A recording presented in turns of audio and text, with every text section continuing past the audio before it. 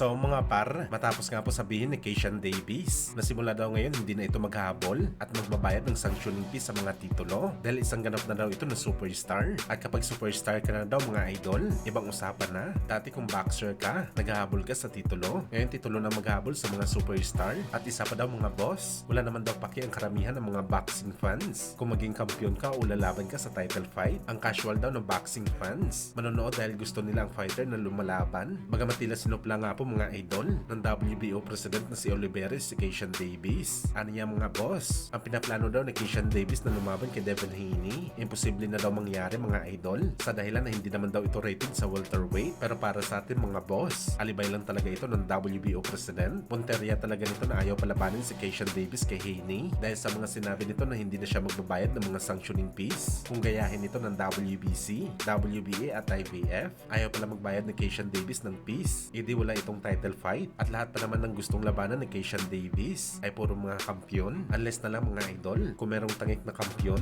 na bibitawan ng kanyang titulo para labanan lamang si Davis. Kaya masasabi natin mga boss na isang malaking bad move talaga binitawan na salita ni Keishan Davis. Samantala parang hindi nga po natinag mga idol ang dating kampiyon na si Sean Porter sa naging galawan ni Shakur Stevenson sa laban nito kontra kay Teofimo Lopez Jr. kung saan mga idol sa naging komparison ni Porter sakali maglaban daw si Shakur kalaban ng ating pambansang kamao Manny Pacquiao masasabi daw talaga ni Porter mga boss na kahit anong mangyari daw si Manny Pacquiao pa rin ang kanyang pipiliin para manalo. Iba daw ang level ng galing ni Pacman sa galaw ni Shakur, masyadong athletic daw ang Pinoy at awkward ang galawan nito sa ibabaw ng boxing ring lalo na malakas pa na kay Shakur daw ang depensa mga idol pero kontra daw sa prime na Pacquiao kaya daw ito mabreak mga boss. Ito ang dahilan kung bakit pinatagal ni Floyd ang laban niya kay Pacman kahit sabihin man natin na matindi ang depensa ni Floyd. Kumbaga inalam muna nito kung paano pigilan ang pagiging aggressive ni Pacman sa bakbakan at sa panahon sa laban nila mga idol wala na daw sa prime ang Pinoy dahil nakatikim na ito ng knockout kay Marquez pero hindi daw ito sinasabi ni Porter para maliitin si Stevenson. Mahusay daw ito sa bakbakan walang duda, hindi niya lang talaga nakikita mga idol na kaya manalo ni Shakur kay Pacman.